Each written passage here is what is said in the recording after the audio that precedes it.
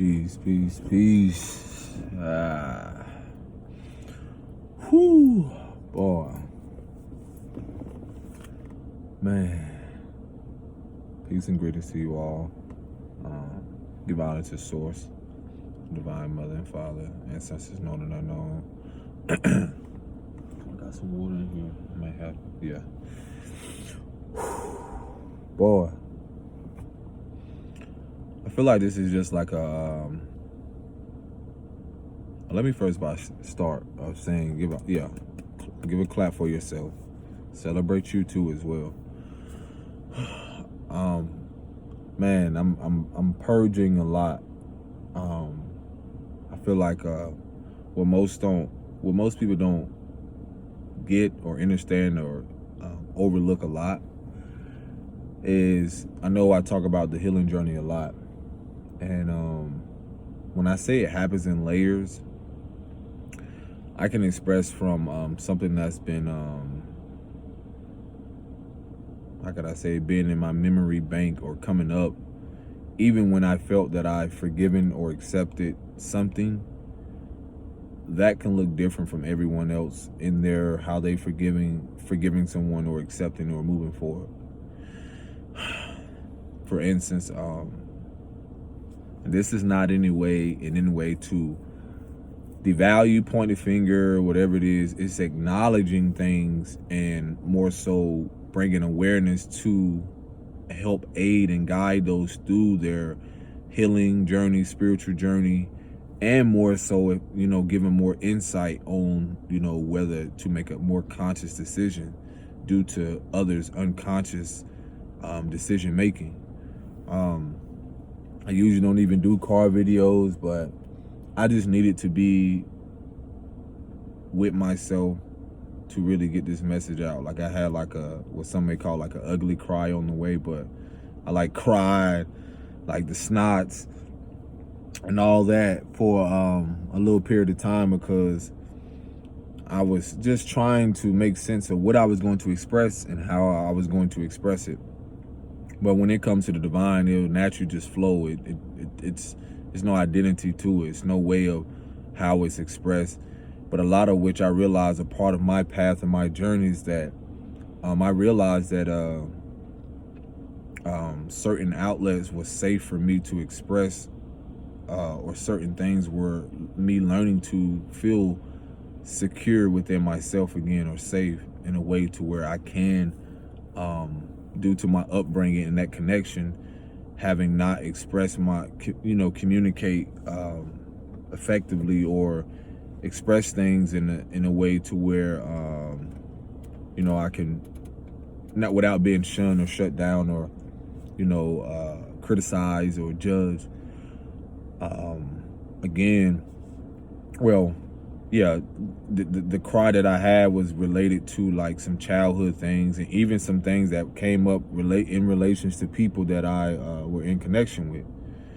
And again, this is not to paint people out to be horrible people or to devalue them in any way. It's bringing just awareness to the fact of, like, again,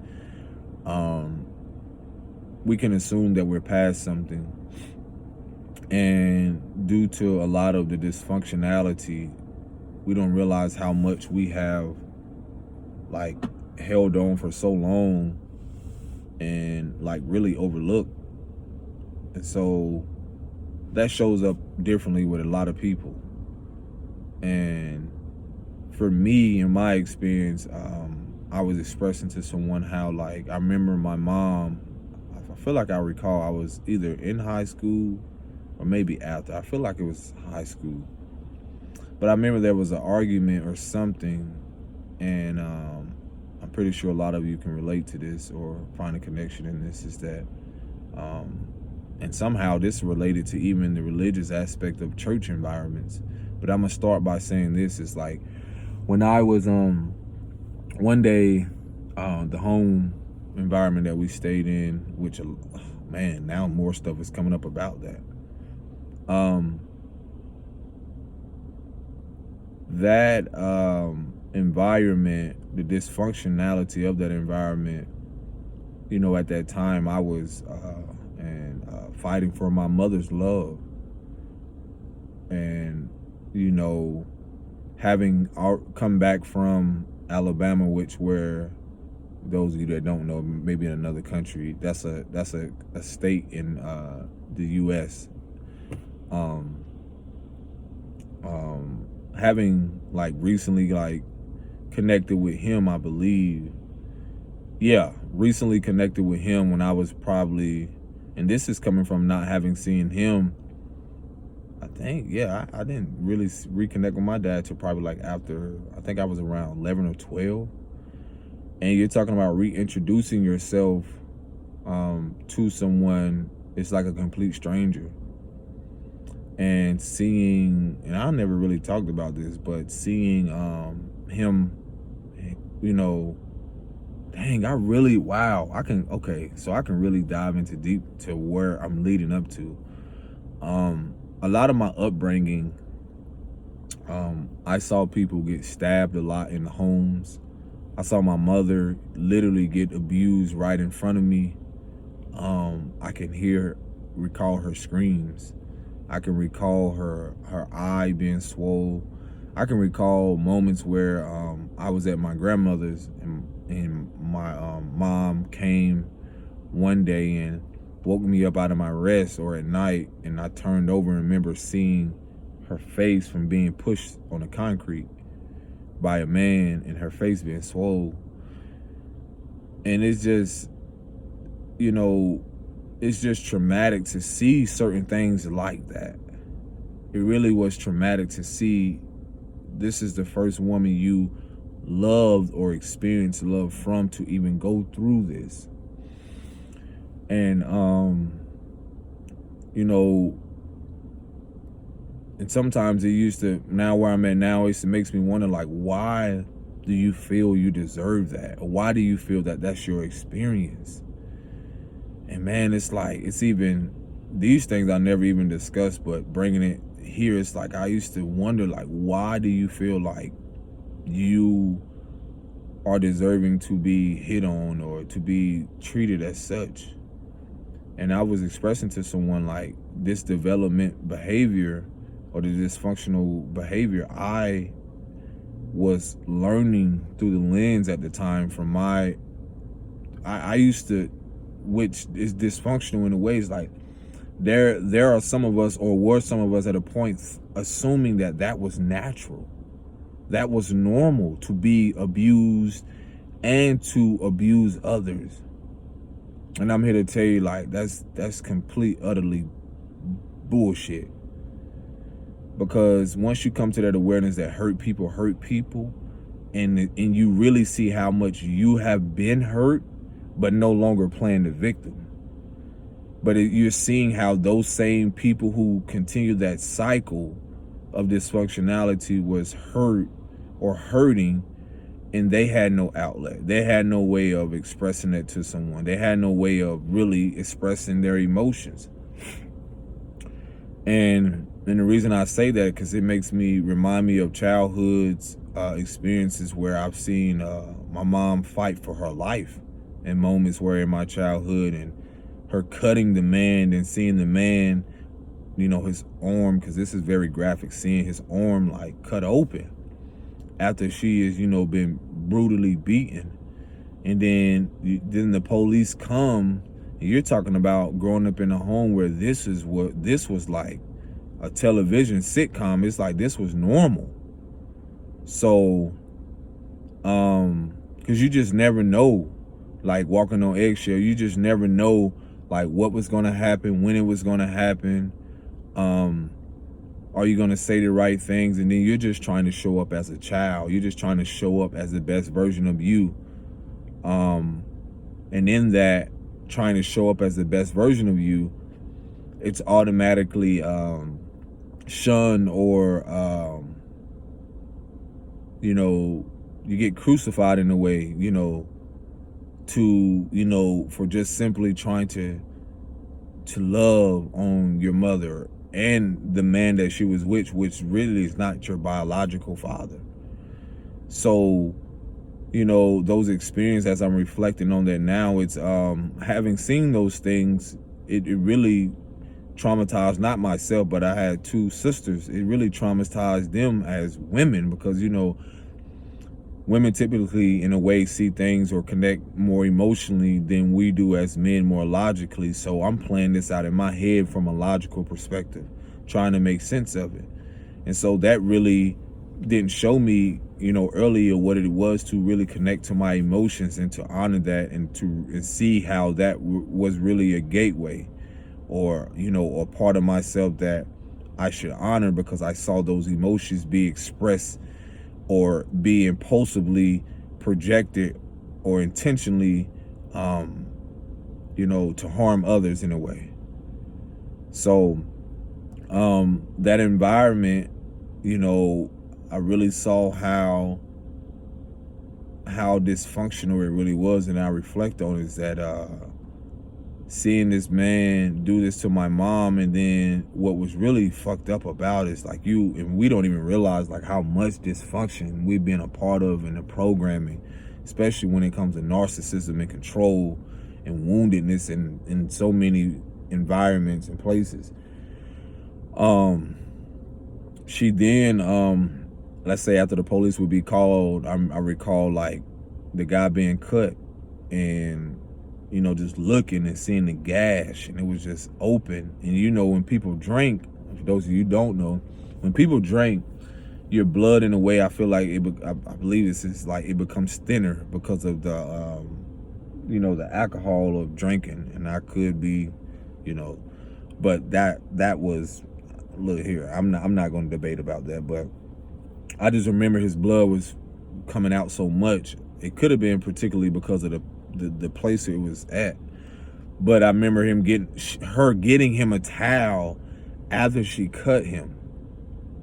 Then I remember my sisters, I can hear them crying, and just seeing, because I'm the middle, I have an elder sister and a younger sister, and they saw this stuff growing up, and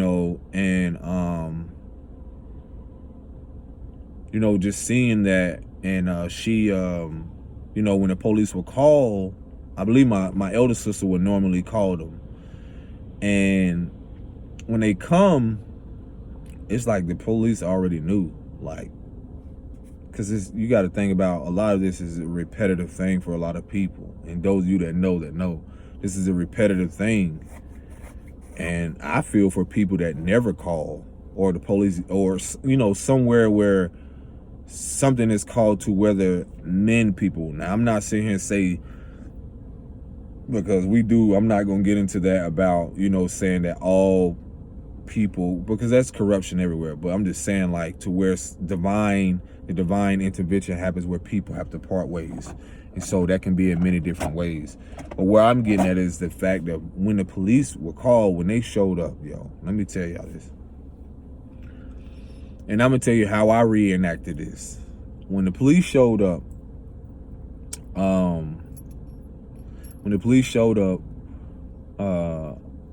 I would just recall, like, with them asking, like, what's going on? What happened? And, they can't hide it. See, this is the functionality. It's like they just pretend like nothing ever happened. So imagine seeing this as a child. You're seeing all this play out, and just imagine, the ones that call you, that guarding, that providing you with food and shelter, whatever, just saying that when the police arrive, just brush it up on the rug, like nothing ever happened. Like, what? Like, and that's another thing that creates the dysfunction and the trauma. It's like replaying that. So when they're there, they're like, well, what's going on? So being that he cannot hide the fact that he got like cut or stabbed, they immediately my mom at the time, like the mom was saying like, oh, just telling him like, be quiet, don't say nothing. And this has happened like many times, like, don't say nothing, like as if she didn't want the man that she was with to get in trouble, or like to go to jail. I'm like, at the time I was just looking at this, like I would be outside the door, no shoes on, just whether it was cold or not, just looking like, what? Huh? So you're a kid, and you're coming from this loving place, and here it is, you see these people as in this God complex, like, okay, well, what am I gonna do if y'all not here? So you're automatically left in a survival mode, or put in a survival mode. And there was countless times again that I experienced that, but her just telling him like, no, don't say nothing, to prevent him. And I can see the trauma bond there, because it's like her woundedness with whatever happened with her father, which I didn't know much about, but whatever she experienced with men, her not letting go and her emotional attachment to the trauma kept her in this loop of dysfunctionality. And then her not wanting to see this man be in this position, which they both played a role in, and her not wanting to leave. I mean, for real, it's amazing. It took her, and I don't even know if they still have contact to this day, but it took her, like, it was probably, I don't know, probably 20, 30 years to even after that, to even have some type of involvement. But, before I tell you about how I actually spoke to him, like recently, or like months ago, or it's probably about a year now, but she like, to even hear her say that, like, hey, be quiet so they don't take you to jail, like, hush. She's over here, the police car, he's over here, and they're trying to get the story, and here it is, my sister and them, they so distraught and traumatized from what has happened. I'm just like, in a time, it's like I said, it's different from a little boy's perspective than a little girl. While my sister and them at the time crying hysterically, I'm more logically like trying to process, because we as men, we process things differently completely than women. I'm still processing and unlearning behavior patterns from childhood, from childhood experiences. No one really is exempt. And so getting to that, here it is, at this time when I was younger, I probably said I was going to elementary school, and seeing this play out, I was like, like, what? Because there were times where they didn't go to jail, but there were times where they both did. And I believe that night they both did, because he was seriously injured. And then for her to say that nothing happened, but you're sitting here seeing a woman with a swollen eye, with a fat lip or a black eye. And so not only did that affect me, but I used to have, like, it growing up in my family dynamic at the time, I had a lot of cousins. So naturally we will fight. Naturally, when something happened or someone threatened us, realizing now it was really us defending our inner child, the innocence of who we are. But when that was attacked in any way, whether in school environments, whether wherever we are, we naturally went into survival mode. You're talking about relatives that I know that were talked to like dogs. Like, sit your A down, shut the F up. You not gonna be ish when you grow up. I mean, talk to like the lowest of lowest. And I used to sit there and wonder, like, why?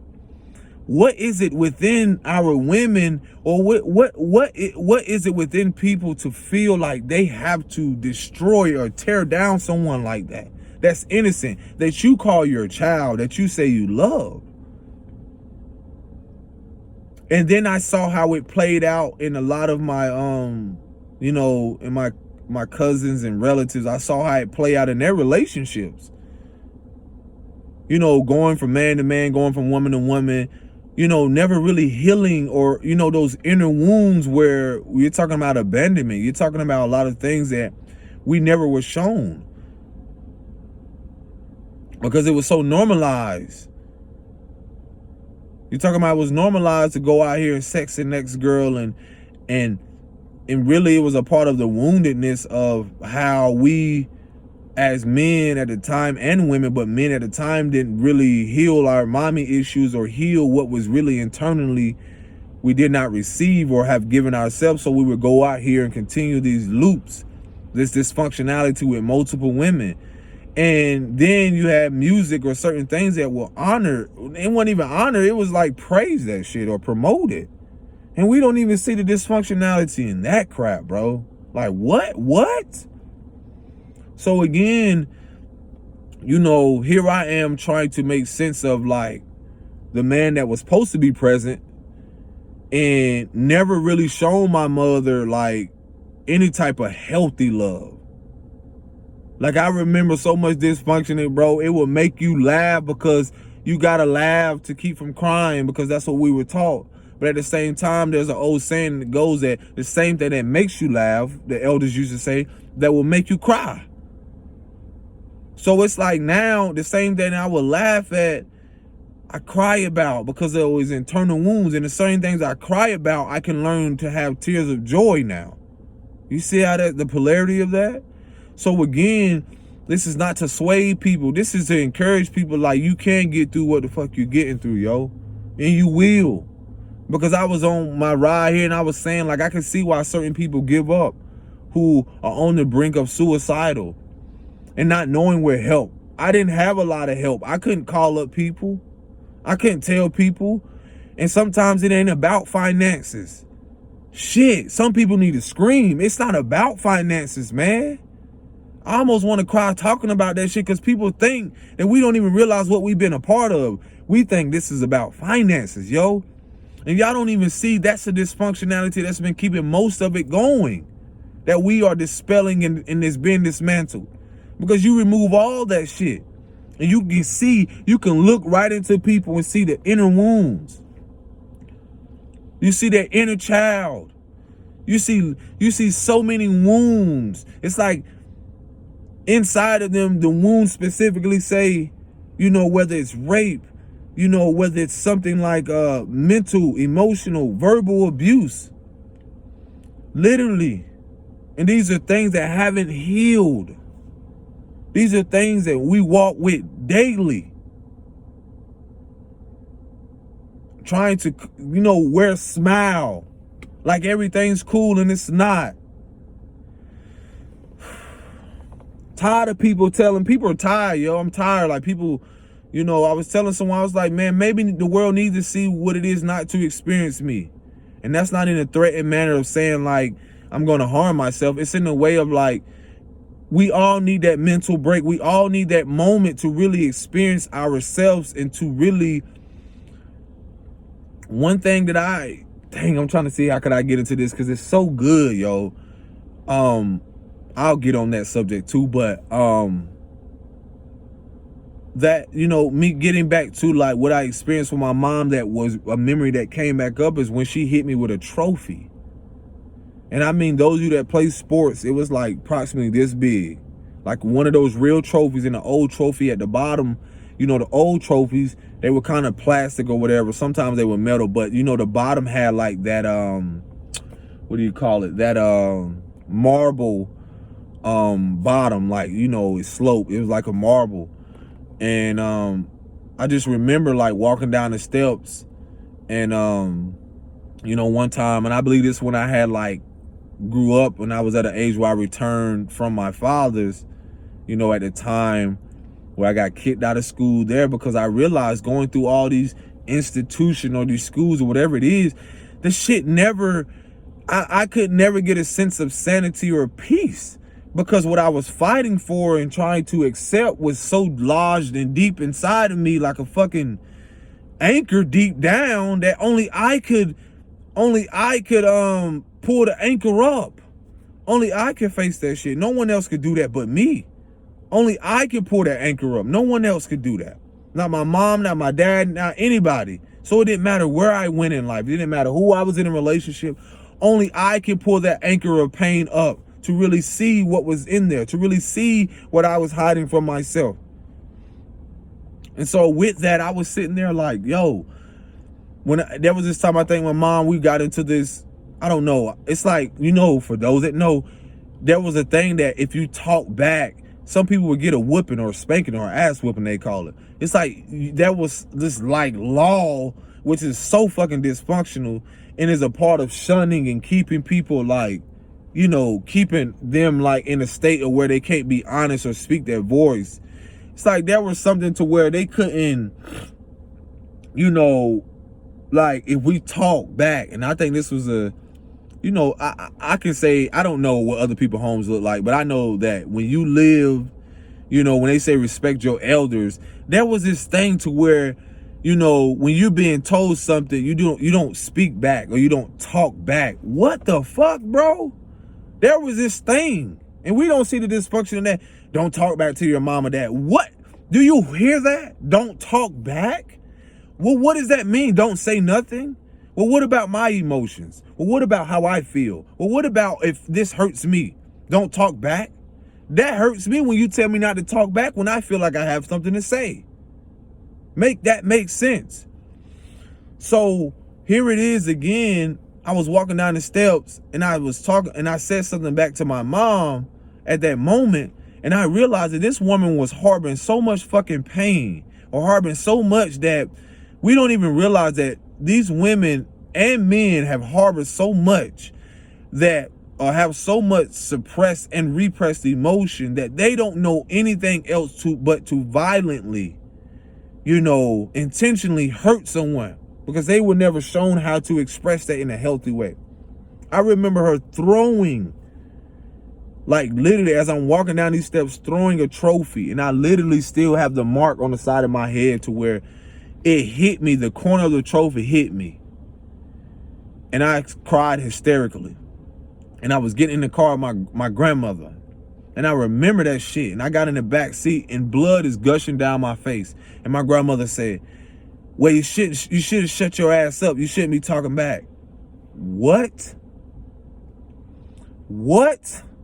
And you got people right now that will probably argue me up and down as if that shit was okay. You talking about people who grew up off ass whippings or whatever it is to say that whooping your child was okay. But here it is now that a lot of you don't even realize how much you were hurt and how much you lashed out and how much you don't even see your inner wounds and how you was taught that stupid ass dysfunctional behavior and thinking that's normal. And you got people really saying that, you know, whoopings help them. Oh yeah, help me stay in line. Stay in line with what? With dysfunction? Keep you in line to do what? To be successful? Then it's catching up with you as men and women. Now you like, oh my gosh, I'm still recovering fragments. I'm still recovering a body where I was beat on so much by when I was living with my grandmother, by a grandfather who turned us upside down as kids and whooped our ass upside down, butt naked. And I don't want to say this for people to feel like they got to attack the person. No, it's to bring awareness like, yo, you're talking about me thinking that was normal. Getting a whooping right before bed. You know how painful that was? I remember that. When my grandmother would like, you do something. And it's like, I don't even blame these people because I'm saying like, man, these people were hurt. Some of these women can only do it by themselves. You talking about a grandmother that had 6, 7 grandkids by herself. Shit, what else can she do to keep us in line? If we didn't, you know, do right in school, what does that even do this and do that? Or, you know, because she's trying to do her best. She only used the tools. And see, some of these tools were dysfunctional. Some of these tools didn't even fit the narrative. Some of these tools was not even aligned with the divine mother. This is what I'm trying to get y'all to see with what the false mother represent. That doesn't mean that they aren't mother at their birthright, or they aren't, that they cannot function, that they are at the core of them, that there isn't love or truth or authenticity. The tools that they were given was dysfunctional. The tools that they learned and they thought there was tools to help bring more awareness or bring, you know, a love in this world, when really it was a dysfunctional love. I remember times like going to bed or doing something, and my grandmother would literally pull over sometimes, where when we would do something, she would literally get switches from a tree and braid them. Those of you that know, like them 3 braids, like you plait a hair, get switches, bro, and whoop us. You know, the worst ones, and we would sit back and be like, oh, this was cool, but you know how you fresh out of the tub? You fresh out of the tub, meaning that you fresh getting out of bath, and you thought your grandma forgot. You thought your mama and them forgot what you did. And it's like they've been holding on to this, not to mention what they have going on in their life, and swinging that belt, and swinging that switch, and swinging whatever, their hand or whatever, is all the pain and agony and suffering that they're going through. And that shit coming down on you, yo. That rage.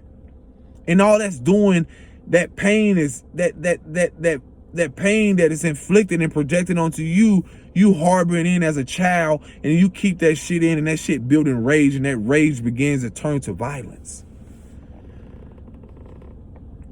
I'm breaking generational curses right now. I'm binding and returning that shit to the sender.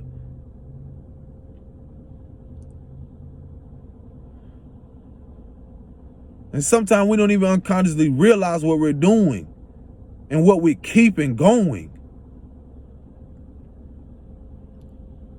So when that happened, and to hear my grandmother say that at that moment, going back to the trophy thing, when I was hit with that trophy, and for her to say that, you're planting seeds to think that, again, I learned these things from these women to think that this is what love is supposed to be.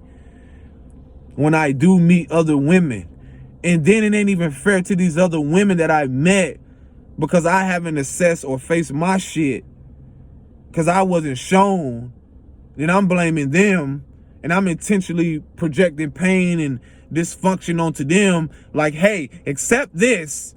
Hey, you got to accept this if you love me. What? All the while, if they haven't healed their fatherly issues, then they go look for this external source or idolize this character, what they call Jesus, to replace that inner wounding from their father, from the abandonment that they didn't get from their father. We breaking generational curses here. This shit is real, bro. That shit would have been no different if you had men, if you would have had this aspect. Let's say if Mary was put in the position of what y'all call Jesus, and you had men that will look to this source or idolize this character to focus more on, to put them in this idea or ideology of like, I'm gonna pray to you, I'm gonna put you here, on this pedestal, I'm gonna put you higher than myself to show me, or to help me in these moments. And in reality, the reality is, I don't care what you pray to, who you talk to, ain't none of that shit tell you about your inner wounds, bruh, sis. Ain't none of them point you to what's really going on inside of you. Why should I glorify something outside of me or put so much towards something when I know the inner me, the inner child, the higher self, whatever you want to call it, the source, the God within me, is showing me that it's me. It's not this whomever it is, because once you come out of your mother's womb, and once you come out, whomever you saw first, whomever has fucking taken care of you, put food on your table, you see them in a God complex. Period. You idolize them and you don't even know it.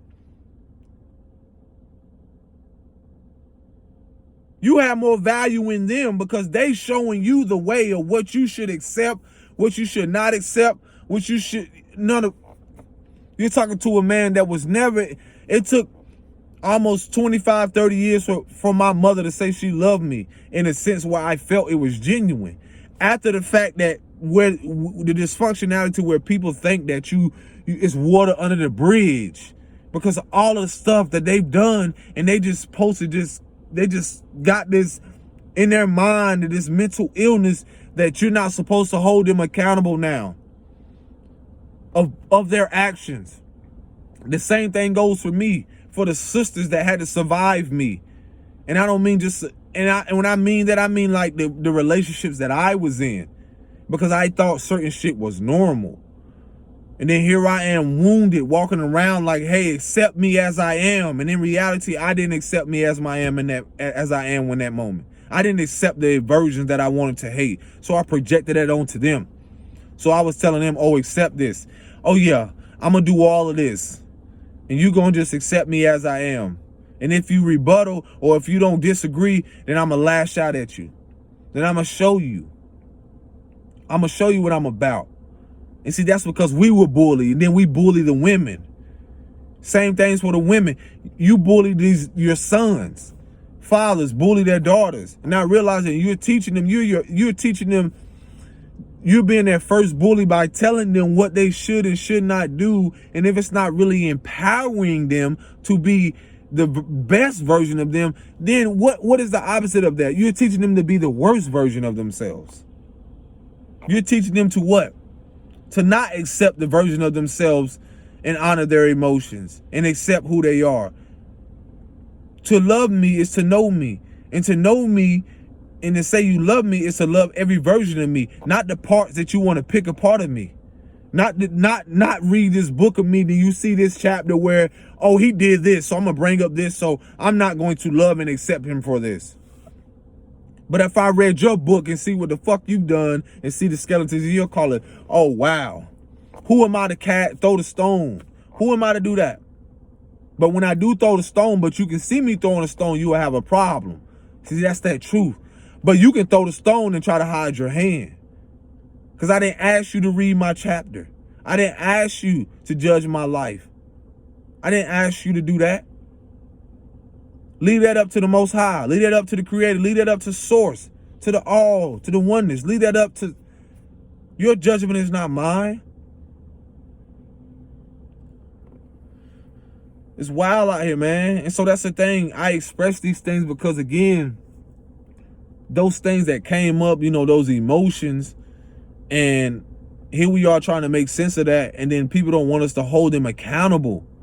I'm healing from your ass.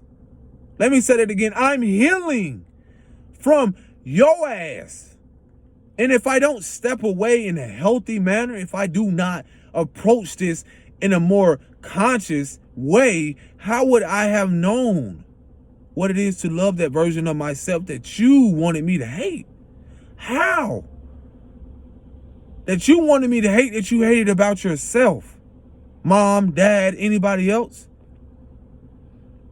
Because your perception of me was never true. Because your perception of me was coming from a wounded aspect of yourself, of what you saw within yourself. Your perception and anyone's perception of me does not matter in my world.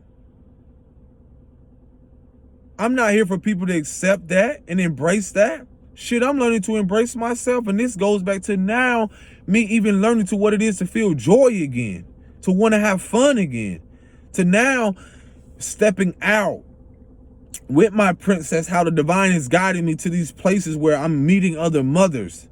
I'm meeting other men and women, but especially like there was a moment where, you know, the healing, the unhealed or the shadow and the light is one and the same. It's like I'm seeing the unhealed or the unresolved things. And as I'm healing through that, I'm seeing the light at the end of the tunnel.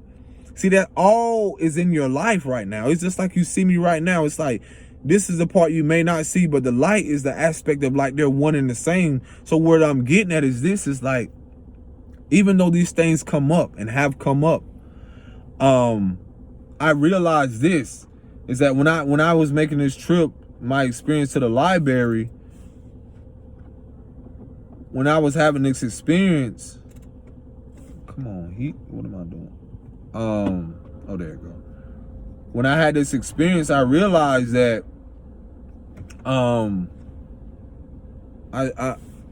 my princess and I went to this library, to this little play area.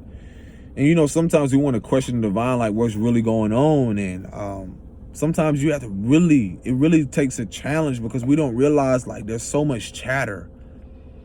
There's so much chatter and experience. Meditation is different for everybody. Being present is different for everybody. The healing journey is different for everybody. So when you see this shit trending, that's why I don't get into trends. It's because we've learned what it is to listen to all the outside voices for so long, to where it's like, now, do you even know what your inner voice is? Do you even know what your higher source or your higher self or your inner voice sounds like? Do you even know your own heartbeat? Have you really sat with yourself to even hear your own heartbeat? Because we all go to the beat of our own drum. When chaos or friction comes in. Is what I've learned and accepted is like when we're trying to sway other people to believe, see, or convince them to even accept where we at on our journey. They're never going to know the depths of where you swam and how much it took and at the last breath that you have to come up to survive or even get a grasp of air. Because some people on their journey, their healing journey, some people don't survive the dark night of the soul. Some people don't survive the darkest moments. Some people don't have that mental strength. Some people don't have the courage.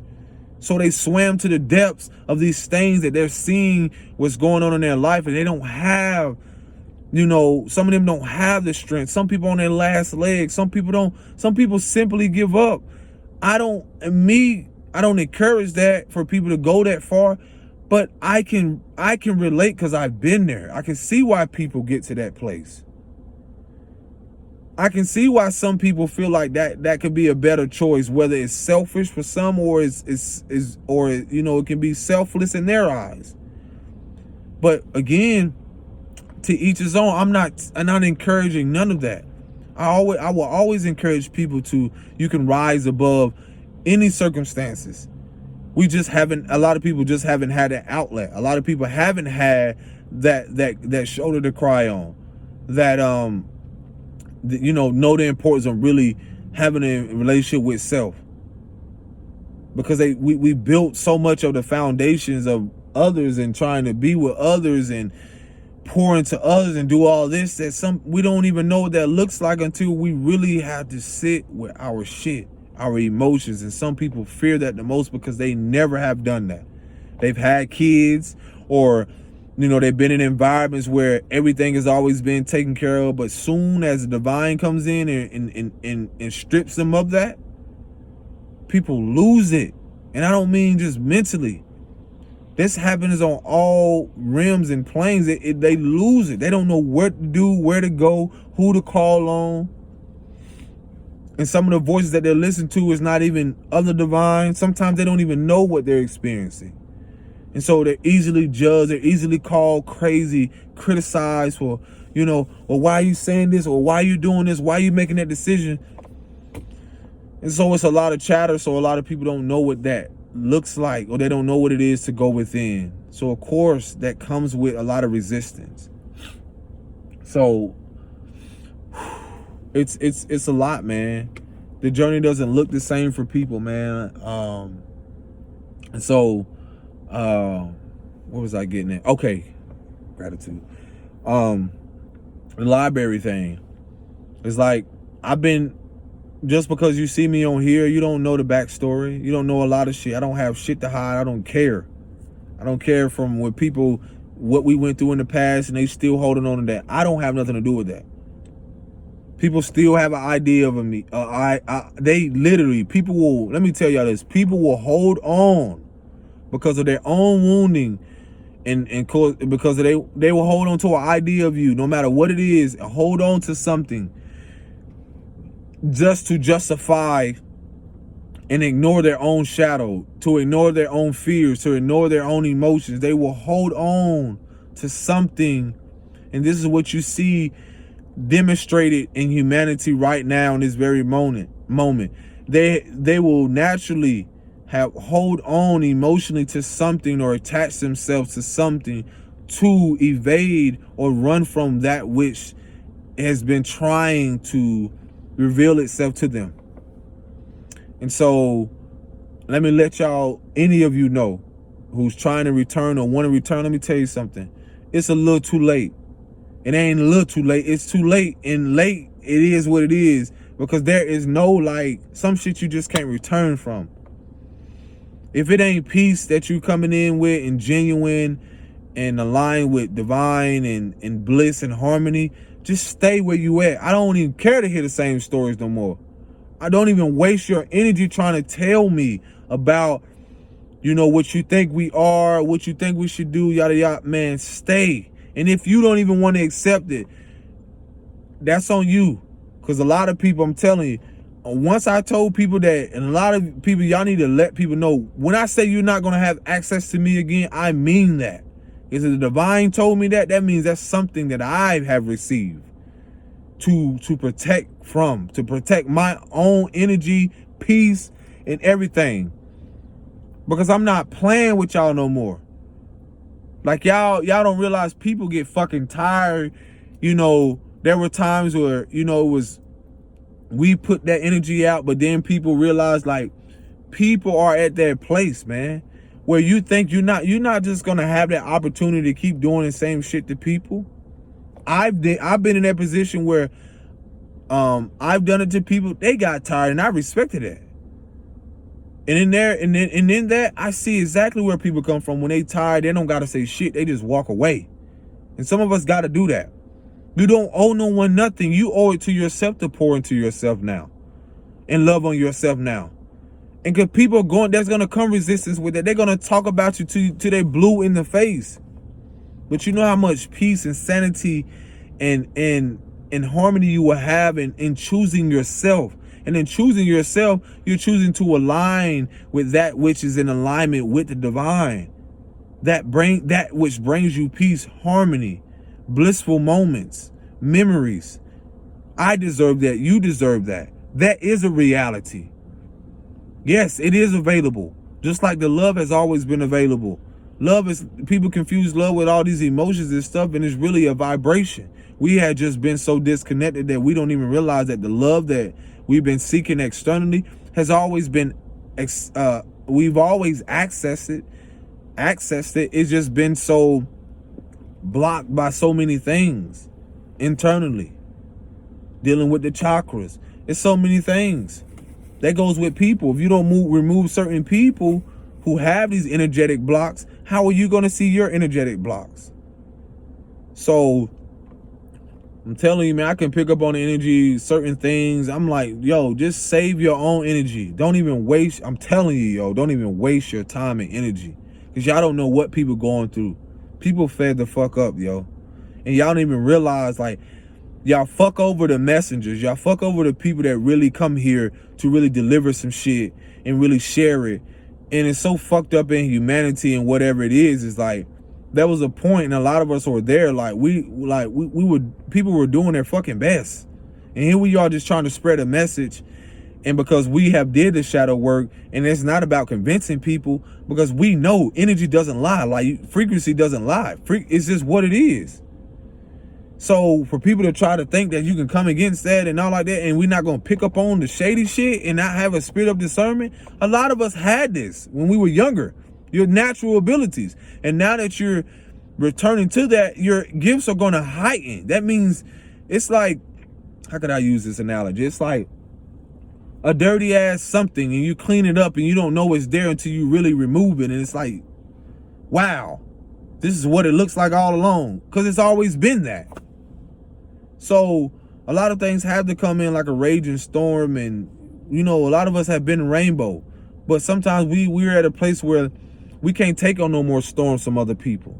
That means take on no more emotional dumping and shit, taking on other people's sob stories.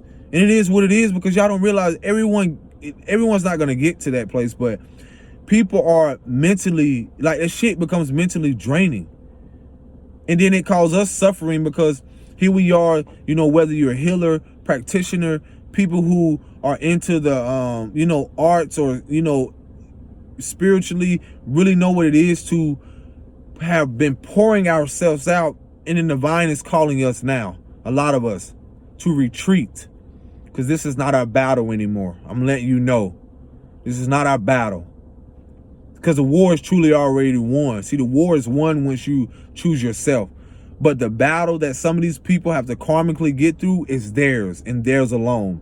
And once they realize they're not alone, they realize that they have to go through it.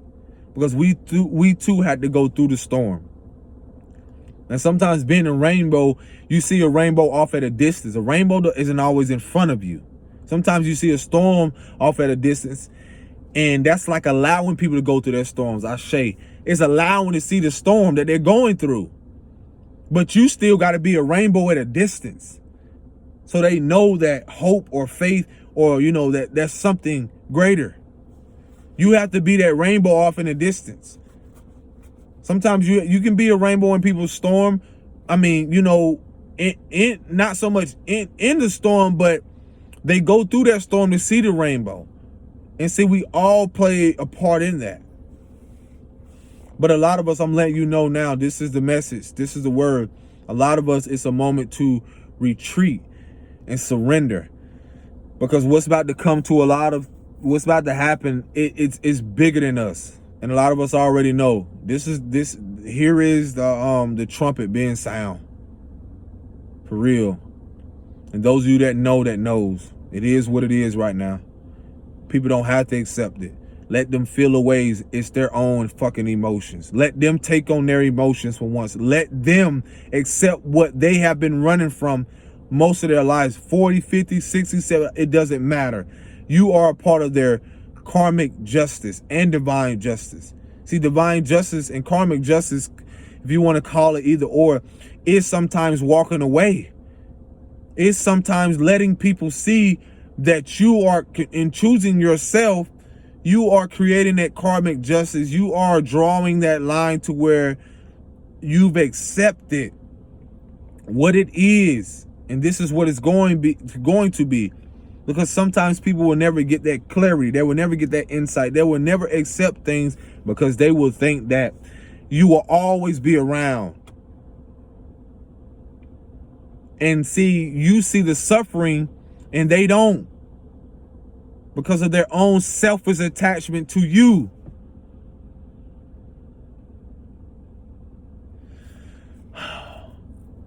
And see, they don't realize in us recovering our innocence and joy, I don't expect people vibing low or having faced their shadow to even see or understand or comprehend or overstand where I'm at. Only those that are aligned with that shit. I went with my princess to the library and I saw this mother and there were her two sons. I picked up on this. There was something in me or something I was going through because I knew I was, again, transitioning from letting go of the false mothers, the dysfunctional mothers that were demonstrated karmically in my family dynamic. And in that healing and accepting and resolving those traumas, it was a process of purging emotions, letting go, learning to love and heal myself, tend to those wounds, showing up for myself, even being in the presence of, my partner and my princess, really getting up, showing up for me, doing something for me first, because, it's like, even me doing that, it shows the princess, like, to learn self-sufficiency, to learn to see father and or mother, to step up and be like, you know what? I'm going through this. I'm going to get through this. And see, we're showing them it's a balance. There are moments where you have to tend to people's, needs or a child. That's differently. But when it comes to people that are at this age, that are just so far gone, you got to surrender.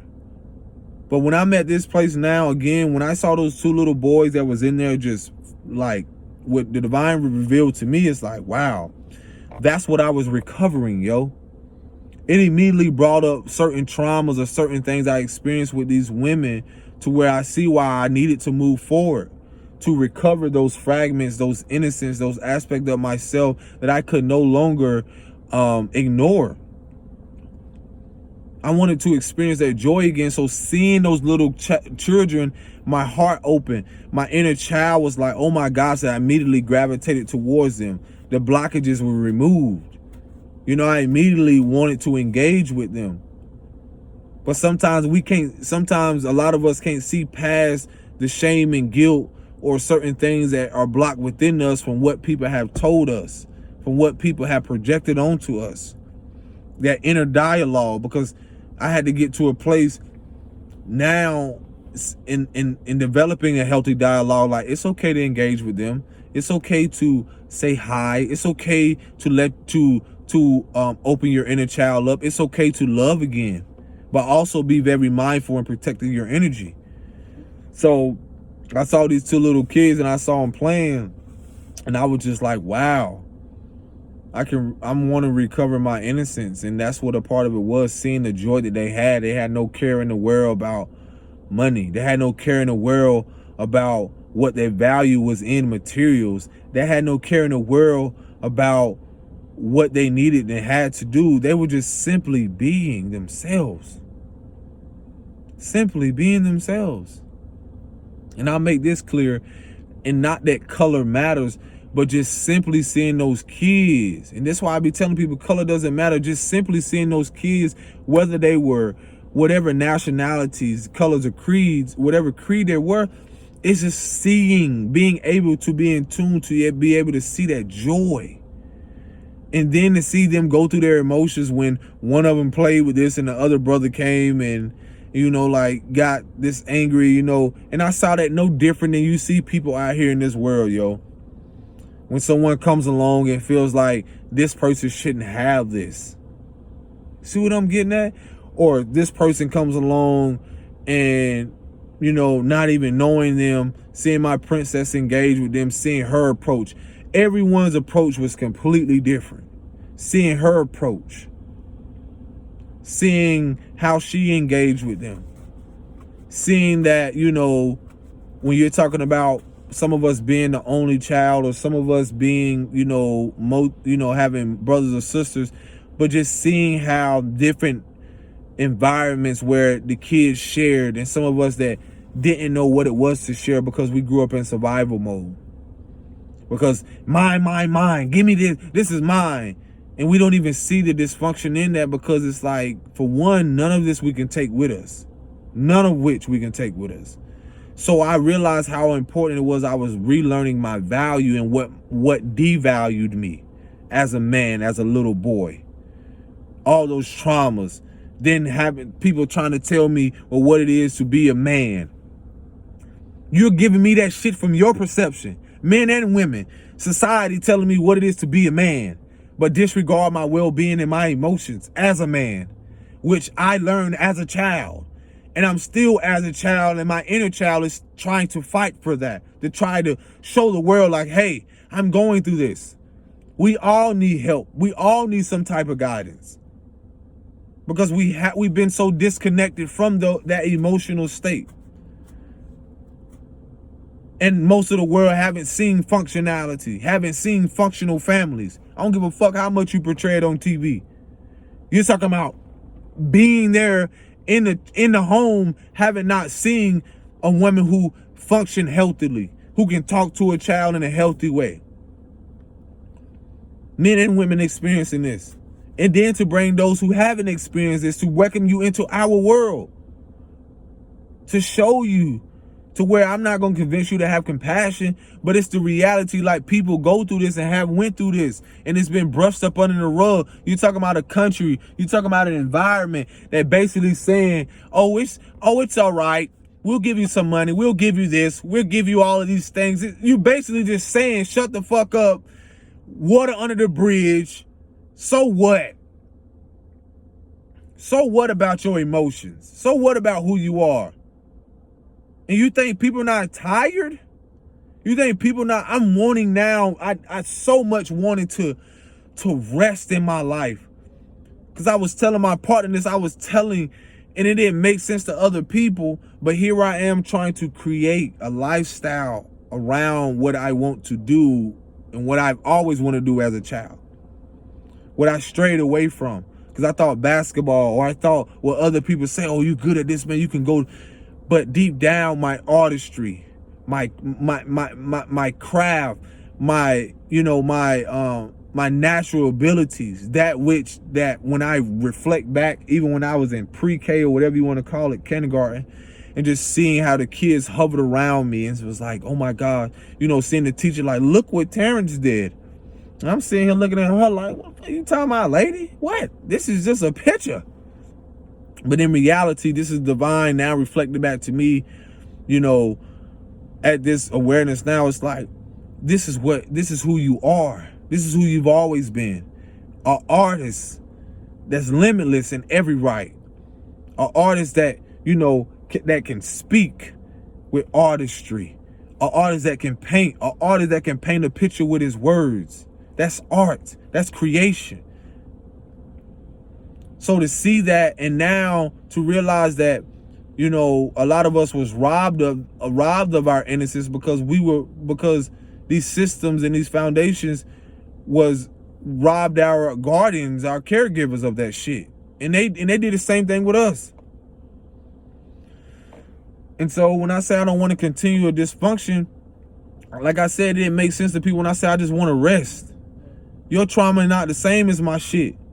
When you're talking about someone being beat on, I've been sitting here like, oh my gosh, being so patient to be in a relationship with someone that could, give you affection, that can rub you, that can hug you. Because a lot of us never felt the embrace, yo. Then you're talking about at a time, a lot of us on that journey that never felt the embrace. When someone try to touch us, we give them that, where you doing that? When some of us were being verbally abused, when you talking about someone that's physically abused, that can look like someone not being open to affection. When you talking about someone sexually abused, that can be similar on that playing field. Someone, whether they're opening themselves up unconsciously and thinking that this is a way to be intimate or that's the only way to be loved, and those that are physically abused, they're looking at that as a form of like, this is the only way. Like, I got to be aggressive with this person. I got to get something out of them to experience some type of intimacy. That's the fucked up shit, yo. That's the mental illness, yo. For real. And we don't even realize we teaching our kids that. The attention needle right now, yo, is one of the worst things that have fucked humanity over. The attention needle. Because we don't even realize that attention we didn't seek, we're seeking it out in so many different ways, man.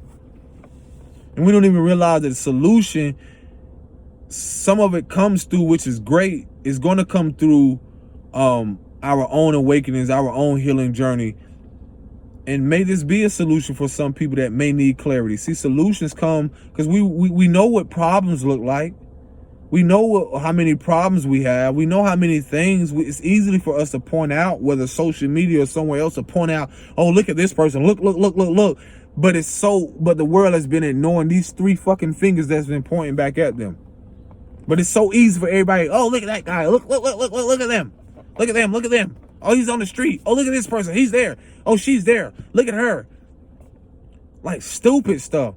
Oh, look at her. Her grades. She's not an A student. Like, listen, bro. What? Oh, look at her. She doesn't have all this money. Like, literally, people. And that's why y'all be surprised what people have went through. I sit back and laugh. It's like, literally being attacked by people just because a man doesn't have this job. A man doesn't bring this in. And the only thing they can see is from their perception of their woundedness of what a man should be, not even caring to get to know this man to a depth to where like, hey, how you doing? How could I help you? Not seeing that people be needing help in a way to where your help don't always got to come financially. I'm talking about people that don't even know that I probably won't ever speak to again, that played a vital role in my life that you don't realize you could have played a vital role in someone's life. But you immediately judge them from your fucking wounding and your perception because you don't want to acknowledge your shit. So it was easy for you to project onto him or her about what it is you feel they should be doing and how they should be doing it. It was easy for you to do that. A lot of us could have developed healthy dynamics with, whether man or woman or people in our lives, but due to their own self-betrayal, due to their own woundedness, they chose to self-sabotage it. And I was in that position too as well. I'm sure there was moments which I'm not feeling shame, I'm not ashamed or guilt, but I can acknowledge my own shit and say, there was relationships or partnerships or certain things that I know I purposely self-sabotaged because I thought self-sabotaging something was normal.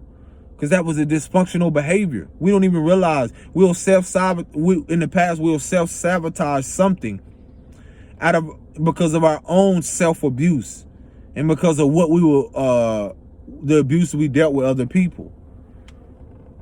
And not even standing up for ourselves. And now when we stand up for ourselves and stand in our truth, that comes with resistance. Oh, you should do this. You shouldn't do this. But why shouldn't I have faith in my vision? Why shouldn't I have faith in the vision that was shown to me? And you're trying to tell me what I should do externally. You're trying to convince me. that I should go out here and live a life that I know that's not in alignment, that I do not love, because y'all have known what it is to live a life that you don't even love, that's not even at peace, that's not even balanced or brings you harmony, because you've been in it so long. You've been in it so long that it looks like, well, this is what the world is doing. This is what society is doing. Ha, ha, ha, ha, ha.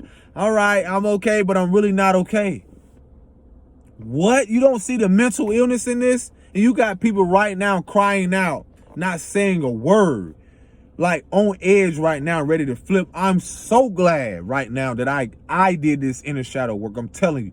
And big ups to those, wherever you are on your journey, because it's not to discredit anybody. Don't ever let no one deter you or tell you what your value is. We've heard that so long. Because once you get this, you will realize how important it is for this youth that's coming after us to tell them that their value is limitless. It has nothing to do with money. It has nothing to do with material gains or possession, whatever it is. It has nothing to do with anything materialistically. Because even when you get that shit, it'll go to somebody else when you're not here and leave this body, in this vessel. Let them know the importance of their value. That you're talking about the divine, the source, or God knows how many strands of hair you have in your head. Knows that when the day you're going to depart from this world. What's that verse? And I'm going to quote it in my best way I know how. Is when saying like, I knew you before you was in your mother's womb. And then the other one where it goes is like, ears have not heard, nor eyes have not seen the I like to say blessings, or what the Lord has for you. I'm quoting this the best way I know how, but y'all can Google that. But those are things that, like, ears have not heard, eyes have not seen. I gotta probably put that on here. Same thing make you laugh, but ears have not heard. What does that tell you? Your value is not in what your mama or nobody has said. I express this to my partner. I say, y'all, your guardians and people, it was shown to them who you were going to be. And as much as they want to deny that, it was shown to them. Just like y'all who have kids, it was shown to you, or probably will be shown to you if it's given to you, what your children or what your seeds are here to do. Because we all are connected in this. You'd be surprised, like, separation is the biggest illusion. We're all are connected into this. To speak on, even from my own experience, it's like I couldn't hold in my heart what people have against me, no matter what I've done to other people, but I couldn't hold it, hold on to certain things like other people do. Because the decision, whatever decisions that I made, I had to accept that. I had to face that. And it amazes me how people want you to face consequences, or want you to experience this, like, want your reality to be all fucked up just because of a decision you made, not them. They want to be the judge so much of your life. And just because, it's like they want to wish you so much wickedness or whatever it is. And when they don't realize how divinely God you protected, and which you're sent here to deliver a message, and not realizing that shit that they throw, no matter what they do, it cannot touch you. Weapons may form, but they shall not prosper. So just know your value. That's what this is about. Your value is limitless. You have a purpose here. Everyone has a purpose. It's just if people are willing to go within to really see it and accept it. But a lot of people in their lower nature cannot get past the shame and guilt aspect. Either they have shame of, not feeling that they have fulfilled some type of goal or whatever it is, or something related to whatever they experienced in childhood. Like they have some type of shame around, like, not doing something or excelling in something because of what somebody else has said. And the guilt around that. That's what keeps a lot of people in a lower state. And that's one thing I'm so glad I got up. I had to rise up out of. It's like, I'm not going to feel guilty because you learned or you heard about some shit in my past or this and that. You're going to come to whatever conclusion or whatever idea or whatever it is in your mind about me that has nothing to do with me. That's not going to stop anything that I'm doing. And the same goes for, again, I'm not going to feel ashamed because of what? Because of those are the decisions and I had to learn from them, and I've learned from them, and I learned to move forward and grow from it. And I realized that Source said you cannot fuck this up. That's what people pray on your downfall. They want you in some way to feel like you're gonna mess this up. You got people sitting back wanting to. But let me be the first to tell you and leave you with this. You're going to be holding your breath for so long, hoping it's something that's going to happen. So you might well let that shit go, because it's not going to happen. Because I came here to do what I'm going to do. And a lot of us did. And a lot of us in that space right now, it don't matter what nobody say, what they do. Weapons may form, but they shall not prosper. If they ain't talking about you, then you ain't doing something right. But what I won't do is I stand on what I've said to people, and some people know. And some people may not ever accept that, and they may feel a ways or whatever it is. I cannot control that. Because some stuff people don't realize, that certain things, like, it ain't water under the bridge for me. Because what you did to this person, you can't do that to me. That's accepting my peace. And that's the thing, we protect our peace by that. Everybody want to say, oh, forgive and do this. Everybody's not the same. That's why some of us operate as divine justice. And some of us operate as, whatever it is. Some people are here to stay in that dysfunction. Some people here, that's them. But some of us here are literally guides. And in being guides, you are justice in the divine aspect, because you do what you need to do and you move forward.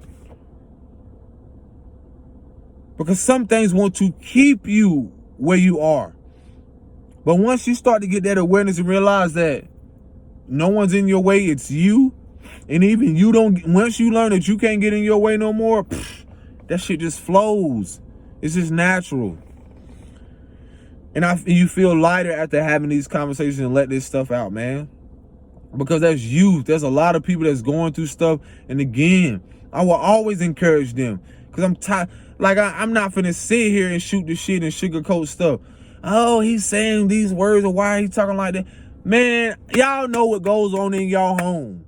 A lot of people don't act like, man, I don't care what you call a curse word. Man, this is passion. This is what it is. This is authenticity. And whether you think I'm gonna be concerned if someone accepts or believes that has nothing to do with me. What's that song? I'm gonna say it in my way, but that song, I just like the part of the song where it says, one monkey don't stop no show. This train gonna keep on going. But for a lot of you, whatever we dealt with in the past, like, see, that's the thing. When you choose yourself, when you choose yourself, now the tables have turned. See, that's what divine justice is. Is that,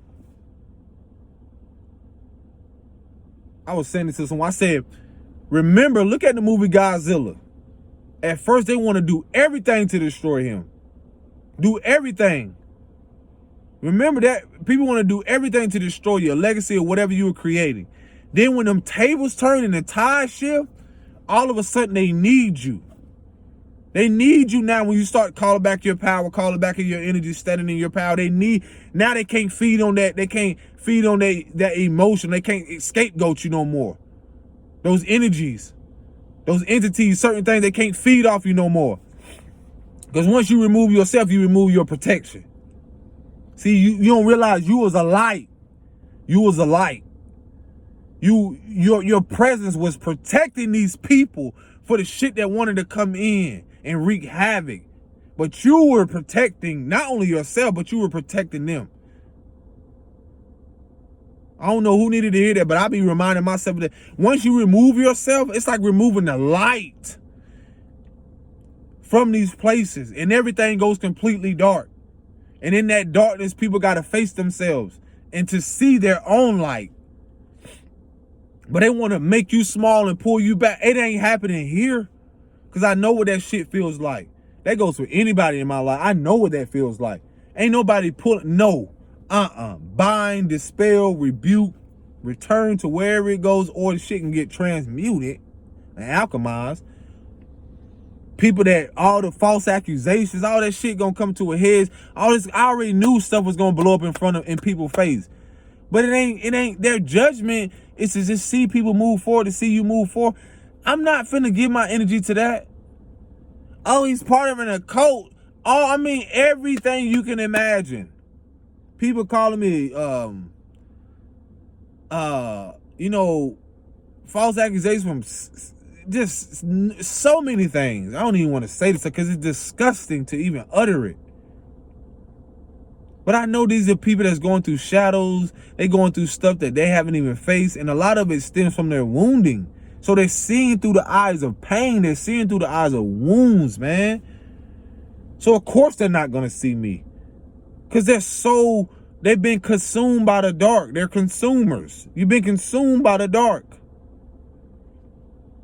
You haven't made peace with your shadows, your demons. You haven't made peace with it. So of course you don't know what peace looks like. So of course you're going to try to come over here and fucking disrupt my peace. Ain't happening no more. Nobody. I deserve, just like you deserve, to live a peaceful life. And once you get to that place, you protect that by all costs. It don't matter who you gotta, what you willing to let go. Partner, family, it don't matter. Once you get to that place and you want to protect that by all costs, man, it hits different. It really does hit different. You will attract people who want to genuinely see you prosper, see you rise, see you in a place like harmoniously, invest in you, genuinely support you. That's why we had to go through the shadow aspect, the karmic aspect of, seeing your journey was never in vain. The karmic aspect of what people went through and what you went through, it was never in vain. It was purposeful. It was preparation for your purpose, for a specific destination where people are open to receive you, to celebrate you, to honor that which you have went through, not devalue you, not crucify you. Remember, they did all these people like that, certain people, and all of a sudden what? They needed these very people right after, when they didn't see how important these and vital people were. So they were not there. So they no longer had access. And when their access is denied, then hear all the stories, hear all the stuff that want to be made up. But do you have the courage to press on and to move forward regardless? They're going to talk regardless. Let them talk. At least you're the topic of discussion. It is what it is at this moment.